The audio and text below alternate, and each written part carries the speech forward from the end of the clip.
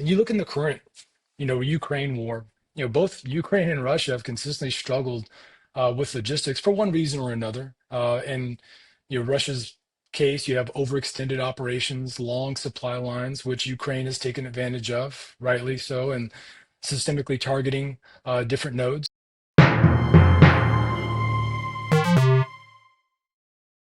Hello, I'm John Herman. I'm the host of the Decision Advantage podcast, where we'll be exploring technology, defense, and the future of military decision making.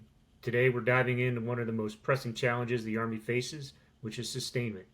Keeping forces supplied, maintained, and moving, especially at the tactical edge, can make or break a mission. We have Stuart Williams joining the podcast. In today's episode, he's a retiring lieutenant colonel and has a distinguished career in sustainment spanning over 28 years.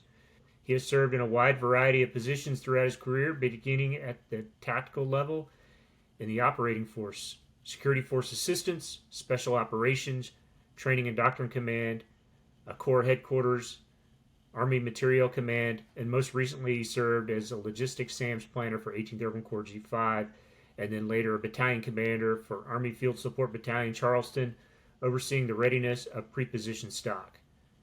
So today we'll explore Army sustainment, why transforming sustainment is unique, and what it means for readiness in congested environments. So Stuart, welcome. Glad to have you. John, thank you for having me on the podcast. Thanks for the introduction. I've been looking forward to this, for quite some time, so I'm ready to talk about logistics, decision making, and just get deeper into support operations. Uh, Yeah, before we get started, I just want to say these are my views and my opinions, and they do not represent the Department of the Army. I'm close to retirement. I'm excited about it, and definitely looking forward to helping the force in any way that I can. So talking about logistics is always something that is the top of my day. So thank you very much for having me. Yeah, it's great to have you here. So I just did a little bit of your bio, but why don't you give the audience a little bit broader idea of your background as it relates to not only just sustainment, but your time as a soldier and kind of some of the things that you've done that's taken you to this path. Definitely, yeah. I'll tell you a little bit about myself. I've been in for a while. I joined right out of high school and enlisted. Did 7 years enlisted before going to officer candidate school and commissioning. Uh, I've been in the ordnance field, logistics, my whole career. So, starting that period off as a junior soldier, I was a mechanic, worked on wheeled vehicles. Really enjoyed that. A lot of hard work, a lot of training missions, a lot of support requirements, and really taught me a lot about what that tactical view looks like for soldiers. I carried that with me into my professional life as I commissioned platoon leader. Spent a year as a platoon leader, 2 years working as a shop officer, managing readiness for a brigade. Really taking those experiences, blending them together. Those young years in my career were some of the formative moments, those ones that you always kind of go back to, and you always kind of think about as you go throughout your career, you know, maintaining vehicles, convoy operations, and definitely a lot of the assignments that I had put me in a lot of unique situations. I was on a mid team. I did that for a year. Tough assignment, a lot of convoy missions, a lot of time out on the road, using a lot of the technology that we had at the time, and looking for new areas and new ways. So you see a lot of the Army progressed out. Got a chance to go work um, in the TRADOC world of training development. I know that T2COM is a new command coming online, but I think the training mission is very valuable, and I used all those experiences as I kind of went through there. Took command of a transportation company. Learned a lot about transportation, not just ordnance and maintenance, but how things move, how the convoys move out there. What do we use to kind of see the battlefield, and what are we looking at? What are those problems that are at the tactical level? So really, just mastering my trade as a tactical officer, so that those experiences just all continue to kind of build, and I had the opportunity to assess and become a part of the 160th Special Operations Aviation Regiment, Airborne. Loved it. Probably my favorite assignment that I've ever had. But what a dynamic organization it was. Special operations community is pretty enormous. The global impact that they're able to make, and how they're able to operate, small logistics footprint, but very dynamic, and really enjoyed that. So I think that a lot of those experiences really just continue to build. And I shared that 18th Airborne Corps experience with you. It was one that I really enjoyed. 18th Airborne Corps was such an amazing organization. We had a great mission. We were over in Germany together for a short time, really doing a lot of planning. Did a lot of sustainment planning there too. What a huge Army sustainment enterprise it is, but it taught me a lot of lessons. And then my last assignment, I am a few months away from retirement, but I finished my assignment as a battalion commander, Army Field Support Battalion, Charleston, Strategic Battalion. Really got a chance to enjoy that assignment down in beautiful Charleston, South Carolina, but also got a chance to be a part of a lot of big missions. We got a chance to be a part of APS-3 and how that's being delivered out in the Pacific and how we're helping our partners and allies. So that's my story. That's what got me here. It's that's a great career. I mean, you really kind of spanned the, you know, if you go from Army strategic all the way down to the muddy boots platoon, you certainly have touched it all. But I think one thing that really kind of stood out to me is you are a practitioner, so it sounds like you've touched or you have not taken your hand off the sustainment world in nearly any assignment that you had. And as you mentioned, the assignment that we were together at 18th Airborne Corps working in the G5 shop, that was pretty unique just in terms of the mission set that we had, and specifically focused on supporting Ukraine. And our role in that regard was moving supplies and materiel to locations to assist the Ukrainians and the coalition as best we could. But what's interesting, I think, and what a lot of people don't understand exactly is how you take the practitioner and then you kind of take the theorist and you put that together in a program that the Army has called the School for Advanced Military Studies. So could you talk just a little bit about kind of what is the School of Advanced Military Studies, kind of what does it take to get into the program, and why are these often called Jedi Knights? Why are they so sought after across all of DoD and not just the Army? Oh, definitely. Yeah, appreciate that. Great program. I think SAMS is the best program that the Army offers. That's my personal opinion. And I definitely believe that what you get out of that experience is leadership. You get the ability to critical think. And that's what's so important about an experience like SAMS. And you're really based, uh, building a base, a foundation in history, theory, and doctrine. We talk about that constantly throughout the course and every facet that you go through in a course like SAMS. And you come in to a course like that with your own specialty. My background is logistics, quite a few others. It's a wide range. You've got a lot of practitioners that are maneuver, Air Force, Navy. We even have our partners in there. We've got members from other countries representing different fields. So I think a lot of people bring their experiences into that, but then you spend a lot of time working on those foundations of planning, and understanding how to put together the commander's intent, key tasks, and how you go deeper than that. So really, it really helped take a lot of the experiences that I had and put the definitions behind them. As a practitioner, you kind of skim through it, but then you go back and you do your own self-development, your own professional development through military education, and you get the chance to go in and put some meat on the bones as you're growing as a young professional. And I think Sam's gave me the opportunity to truly bring all those things together to focus, and then also to look at the trade that I brought in there, the skill of being a logistician and working in Army sustainment, and really look at it in the bigger picture and how it applies. And really, I took that with me when I went to the Corps, and it was a game changer. Not just looking at things from the position of being a logistician, but also looking at them from the lens of maneuver, intelligence, and how all those pieces come together for combined arms. So I think those are the critical things that you really take from a school like that, and it really set conditions for me as I went into battalion command.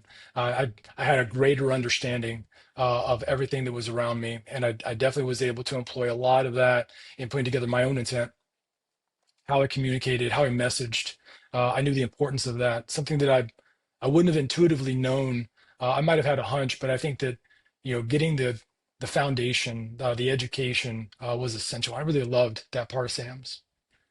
Yeah, and that's you kind of touched on. I think the key to the program really is you were a practitioner. You were very skilled in your specific branch of sustainment, and then you go to SAMS and you start to learn all the theory behind everything that you did, and that's oftentimes what gets overlooked. I think for a lot of people, and then as you noted, theory, and then you add the history, and so you start to build this contextual value of why we do what we do. Um, and then really as you come out of there, uh, and this was your experience, this was my experience. You generally go to a division, corps, or theater level assignment, and in those assignments, I think what's probably one of the most surprising things for a lot of people, especially folks that have been kind of focused, in the maneuver fires or protection world, is that at those higher echelons, it really is all about sustainment. So you got to enable the division, brigades, batteries, companies, troops, and battalions to fight. And so, your knowledge of sustainment is, essential to those things. But could you just go maybe a little bit further and explain why sustainment is such a critical and yet often overlooked piece of Army operations?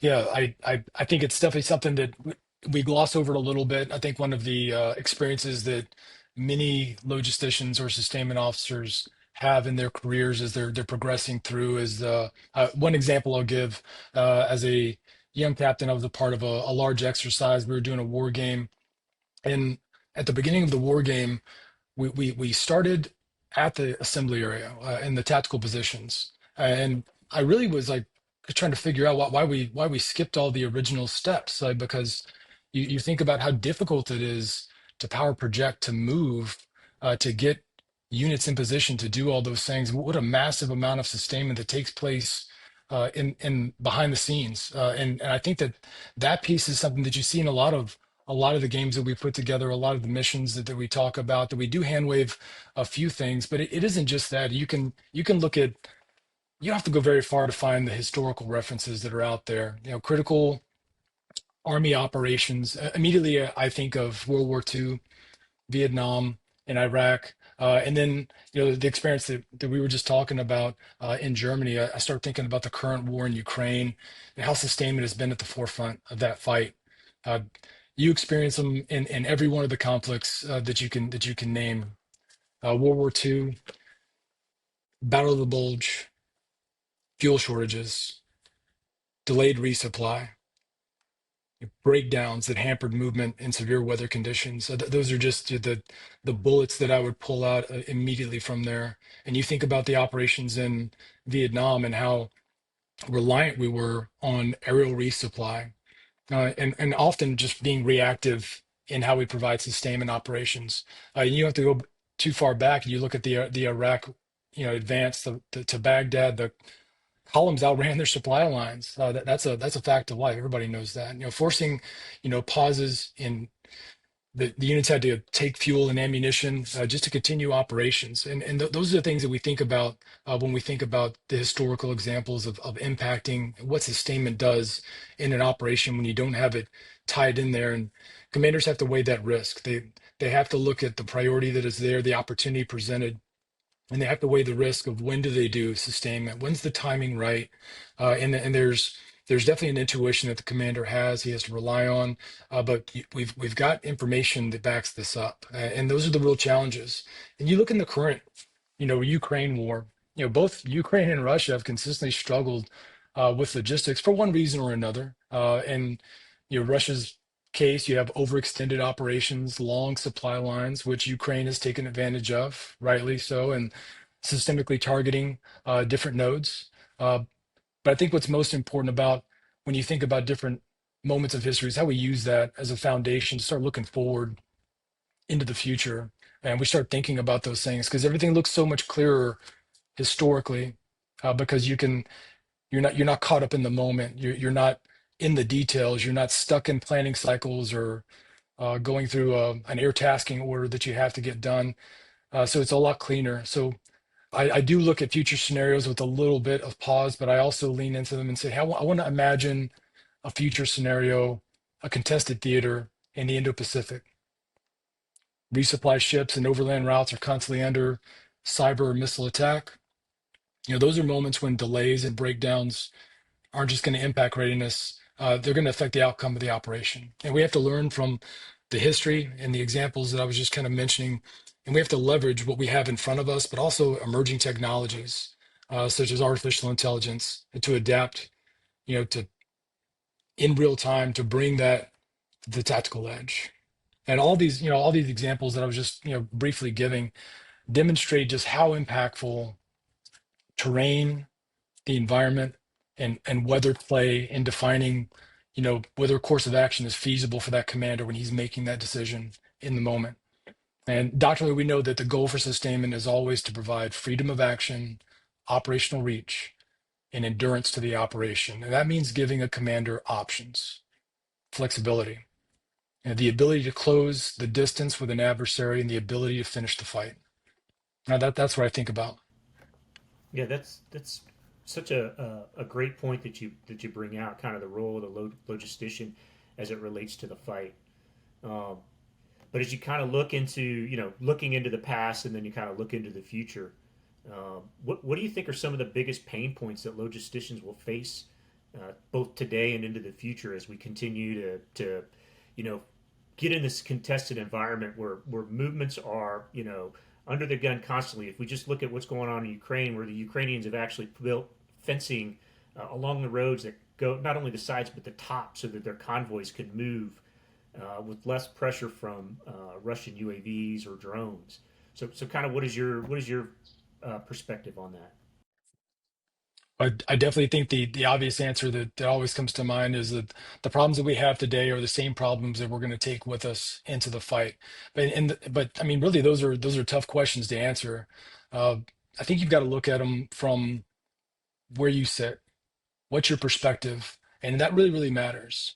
From a strategic perspective, the U.S. military is still the only nation in the world that can project combat power anywhere in the world at scale. That's a fact that other countries understand. I've interacted with a lot of our partners and allies out there. That is a well-known fact, and one that has given us great advantage. But when we look at a contested theater, we have to really start with the tactical problem. The sustainment planning at the tactical level is still reactive. You know, with the same problems we've had historically, we're going to have in the future when we have them today. Units run short on supplies. Resupply convoys are delayed because the timing is off, the tempo is off. We have a phase transition. Maintenance is triggered by a breakdown, uh, rather than looking at the data and looking at the environment that we're in and the one that we're operating in and being able to predict what's going to happen and using that analysis and then adding it in. If you add in other challenges like fragmented data, outdated manual forecasting, you know, and the challenges of a contested logistics, where cyber threats and communication blackouts can cripple you, you've got a recipe for disaster. This is very clear when you look at situations with desert operations, and as well as sea operations. Uh, North Africa campaign comes to mind when you're thinking about the tyranny of distance that Africa presents as a continent. Desert operations stretch supply lines, fuel, ammunition, vulnerable to interdiction in the terrain. We experienced this. If you've had a deployment to Iraq in the 20 years that we spent there, I know I had quite a few deployments myself to Iraq. Supply routes, primary targets. Logistics became a security focus, and a lot of the units out there, IED attacks on those convoys became something that we rehearsed and we trained. So it was something that was always vulnerable. And this is the same situation that we're seeing in Ukraine with the modern example of attacks on supply nodes, critical infrastructure, railways. They're deliberately targeted by loitering munitions and drones to disrupt momentum. For instance, Ukrainians had to adapt, and they've adapted under fire, utilizing supply routes, movement under night convoys, as well as alternate routes, and dispersing how they store or cache supplies to be able to continue to fight. But I definitely think that when you think about a contested theater, we always want to imagine the one that we're looking at as something in the Pacific, and you imagine a theater where logistics hubs are intermittently jammed, or cyber or the electromagnetic spectrum play a factor, you've got to look at those as opportunities where the tactical edge is extremely important. And we've got to be able to look at what technology we have right now that can make a difference in that fight to provide resilience. And I think from my perspective, I think you've got to look at what kind of tools, what kind of AI tools that we have right now that we can get better at, but what is the benefit of us to the warfighter? That's where the focus has to be. Yeah, that's really good. And I think it's interesting as you were talking about the tactical edge, right? So, as far forward as we can get, and our old boss, General Donahue, now the commander of U.S. Army Europe and Africa, he used to always reiterate that company batteries and troops are who did the fighting, right? And battalions and brigades enabled the fight, right? And then divisions and corps, they set the conditions for that. So oftentimes we see people focusing, new AI and new tech at the combatant commands or the theater levels, down to some degree at maybe the corps and division, but really, division and below is for many all intents and purposes is kind of a neglected customer out there, but yet they're the guys doing the fighting. So I think your points are very pertinent in that that's where a lot of this stuff should focus at, where the warfighters are. So could you maybe just elaborate a little bit more on why I focus on the tactical edge instead of just headquarters?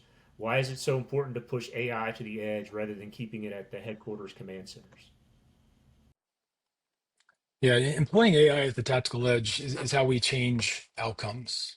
I think it's an article that I was reading, the one that you had authored, talking about the focus of the Department of War on employing AI as critical, and the 2023 AI adoption strategy that emphasized integrating AI as essential to accelerate the speed of commanders' decisions, to improve the quality and the accuracy of those decisions. So, using AI at the enterprise level is necessary because of the complexity, the movements, the resourcing, competing priorities, the commander's risk that has to come into account.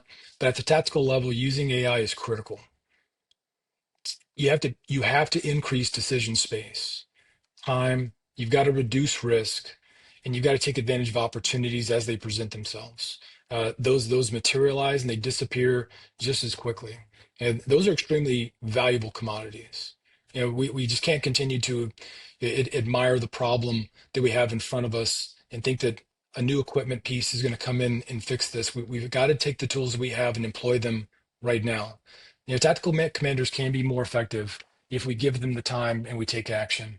And the part of the problem that we haven't addressed is how we employ that AI at the tactical level. I mean, frankly, commanders need convoy routing that adapts to terrain, weather, EM threats, even integrated comms. Commanders, they need to be able to have predictive maintenance that forecasts failures. We've got data. We've got to be able to analyze that data and give us what we need to be able to fight. Commanders at the tactical level need the tools to enable supply chain forecasting, not just at the DLA level or at the Army uh, enterprise level, but down at the tactical level, to be able to predict shortages, because the tactical level is the requirement. The requirement isn't at the enterprise. The tactical level is the requirement. And at the brigade and battalion level, I think we still like decision support tools and wargaming tools to help us figure out if the course of action that I'm going through, that I'm developing with my staff, is the right one before I can commit resources. And the key is that the requirements don't stop, or they don't originate at the theater headquarters or in a big enterprise. We see this in how systems are developed, linking the enterprise further down the chain of command. I'd offer a different approach. Stop going with top-down systems, trying to scale down to the brigade or battalion, and start going bottom up. Start at the battalion and brigade and scale up. The requirement begins at the edge. Commanders need those tools. We need those tools in the hands of planners, logisticians at the edge, where split-second sustainment decisions matter. Most people talk about employing AI in broad enterprise terms, but the conversation should be different. We should be focused at the tools that we need at the edge. And if you look at some of the examples that we were talking about just moments ago with World War II, just think of the Red Ball Express. This is a really great example of how we were able to overcome. But after the Normandy breakout, Allied lines advanced faster than supply could get in there to get fuel to the force. And the Red Ball trucking network sprung into action. Reactive, inefficient, got better over time. But how do you take a situation like that and apply AI to it? Well, routing, forecasting, that could have smoothed that out. I think there's some really interesting ways if you think about, a quick thought experiment of a historical example and where technology could be used to help play an outsized role, and how even AI can be employed in there to make a difference in the fight. Yeah, that's a great point. Um, I guess one of the pushbacks that we often hear on pushing, data technology down to the lowest level or to the edge, company battery troop battalions and brigades, is really number one, the reliability of the networks, because the networks, as we know, the pipes are small as we get there. So kind of, what are your thoughts about AI in a contested, degraded environment at that level? Does it still work? And then how would a sustainment officer then employ that AI at that level? Yeah, it's definitely one of the biggest Army challenges out there when you think about a network and how we talk and how we communicate. Operating in a contested logistic environment is definitely something that we focused on a lot as an Army over the years. You know, we're looking at issues of cyber attacks, jamming, and how that's going to shut down the traditional way that we provide supply because we've kind of wired ourselves to be dependent on a top-down approach, and we've got to put AI into a situation where it can work offline. I mean, that's exactly where we have to go, and that's what the tactical edge means. It doesn't mean you're offline all the time. It just means that you have the ability to stay or work offline if that happens. So I think that that's exactly what we're talking about when we look at things like agentic AI and what that means. Whether is that an AI that's in a cloud, or is it with me? I'm not sure. I think that you've got to look at the ability to create, a tailored person that's in your formation, someone who is a part of your force, and AI can fill that role. But it means that we've got to be mindful of the network, but we've got to look at those opportunities where commanders and planners can still rely on AI generated recommendations for the situations like routing or resupply points, and how critical those are to be able to look at the map and say, hey, well, I've already forecasted that I've got 10 or 15 different places that I could do resupply here. And we can fall back to a different positions if conditions change. And given the information that I have, that'll be the best result that you have, as opposed to staying in a blackout situation and waiting for higher headquarters to contact you. We've never operated like that as an Army in contemporary, or at least recent history. We've always been really dynamic, and this is another opportunity for us to step in there and make it resilient under pressure, something that's truly predictive. We look at the infrastructure attacks in the Ukraine, the cyber disruptions. Those are current examples. Those that kinetic targeting of supply nodes and how Ukraine has responded to shift the sustainment in that environment to be able to adapt. That's a current example of where we can look at contested logistics and how we have to operate and how we have to modify what we're doing, not just at the TTP or an SOP that gets changed in how we train ourselves, but we've got to operate differently. We've got to start doing that now. And it's not just something that we need to get in the hands of your maneuver, your field artillerymen, or someone out there running or managing the electromagnetic spectrum. We've got to be able to get that in the hands of logisticians because that's who's going to get the supplies where they need. That's who's going to reinforce you. That's who's going to get the ammunition to you when you need a resupply. Those are the teams that are going to get fuel to you before you run out of gas. So I think that's the critical nature of what we look at with what that means, at the tactical level. So you've talked a lot about AI. Let's just define exactly what you're talking about, because there's so many flavors of AI, and so many companies out there today say they do AI. So are you talking about just your standard rags, like you would see, Chat GPT, where you ask it a question, it just goes, recalls information and pulls it in? Are you talking about kind of more futuristic agentic AI where the agents are able to kind of understand reason and then make decisions or help you make decisions? Yeah, no, really good question. I definitely believe that we've got to be able to define the terms that we're using before we operate with them. So I think that when you look at AI, it's not just a broad enterprise definition. It really is, what AI are we talking about here? Are we talking about something that can be used to retrieve data across different sources? Is this a tool that I'm using to scroll through like Chat GPT to get through a lot of information faster, to give me a response given these parameters? And I'd say in short, not really. Those are great tools, and there's definitely a place for them. But I think what I'm really talking about is that companion, the part of the formation that you're really looking for is agentic AI, and that is an AI agent created, trained, and really developed over time. I mean, probably the best analogy that I could give for you is when you think of non-player characters in a video game. So let's say that you and your friends are logged into a video game, and you're all playing, but you decide to log out. Well, the game doesn't stop because you leave. When you step out or you get out of there, a non-player character takes your place so that everybody else can continue to play.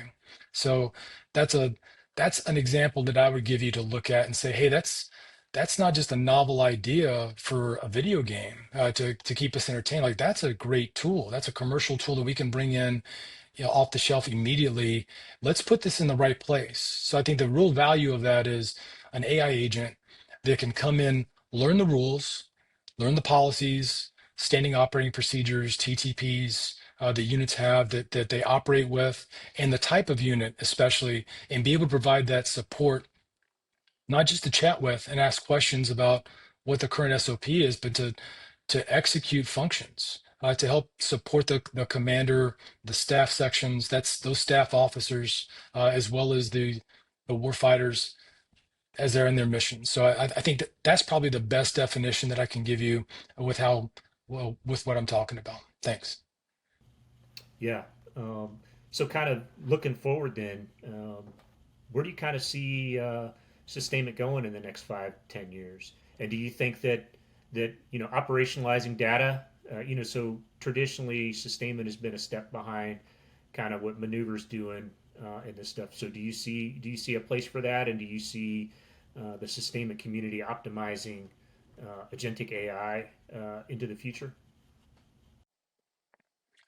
I don't think it's a matter of if, I think it's a matter of when. And definitely, I think when you think about 5 years from now, I see the use of artificial intelligence at the tactical edge proliferated across the Army. I think this is an untapped reserve that we've got to get into, a space that we've got to move into as fast as we can to leverage this. Agentic AI, an AI agent that you can train like any other member of your formation, which, I think that immediately kind of throws up a stop sign for a lot of folks. Well, I'm cautious of having AI act as a member of my formation. A key point that I would want to bring up, that when you look at AI at the tactical edge, it's not about replacing planners, commanders, or operators. It's about empowering them. It's an AI tool that's transparent, explainable, and it's built on trust because you train with it, you operate with it, and you're going to fight with it. Commanders and logisticians have to remain in the loop. The commander, the leader of that formation, is the decision maker, but now they have better data. They've got better forecasts, and they've got faster options. Uh, this is true human machine teaming by design, designed for the Army sustainment mission. Logisticians are operating across larger battle spaces. When you look at the different types of equipment that the Army employs, it's not just a small mission that's done with dismounted infantry. We've got dynamic missions with strikers. We've got an armored unit that's going to move out and take up kilometers of space that you're going to have to be able to cover as a logistician. And all of the historical examples that I wanted to bring up earlier, I mean, a lot of that really just, it talked a lot about how reactive logistics was and how that limitation really prevented the commander from having operational reach. from taking the initiative and completing the mission. And that's not a limitation that logisticians or sustainers place on the operating force. That is one that we're fighting through as a team, and we've got to invest in it. And so I think that's exactly where logistics needs to go. And just to wrap this up, I want to be clear that sustainment to me has always been the lifeline of the force. And sustainment forces need AI at the tactical edge. And we're not just talking about early adoption anymore. It's here. We've got to make it a part of our formations. We've got to employ it. And we're talking about how to use AI to make sustainment smarter, faster, and more resilient. The tactical edge is where readiness is won or lost. Yeah, what a great topic. What a great conversation. So just a quick, I guess as we wrap up, I'll give you my final couple questions here.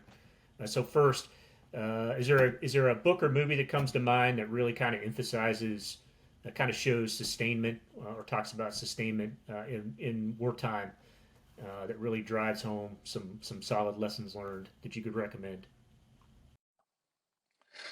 There's definitely some good ones. I've got a few on my shelf that I always kind of go back to when I think about historical examples of sustainment.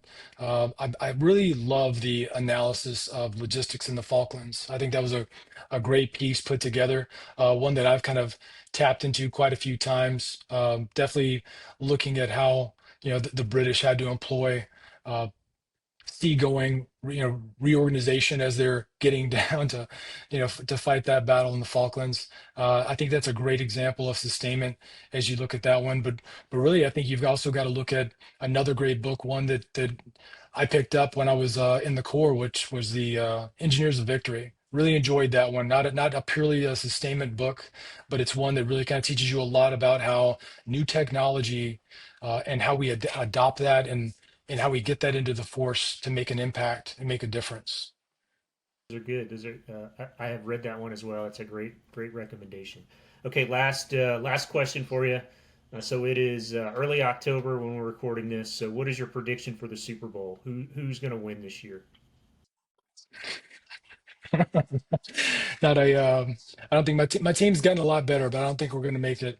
So if I look at the teams that are out there, who's got the best shot, I think it's probably going to be probably the Detroit Lions, probably Buffalo Bills. I think they're going to fight for it. I think really Josh Allen's really paid his dues. I think he's due for a Super Bowl appearance. I know he doesn't have the Pat Mahomes isn't bringing the best games. That's kind of where I'm at with it. Okay, there you have it. The Bills and the Lions in the Super Bowl. You heard it here first. Okay, Stuart, great discussion, great topic.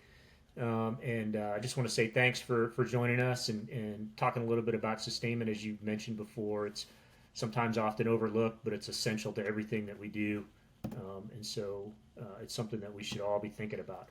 That wraps up this version of our today's Decision Advantage podcast. And thanks for joining us.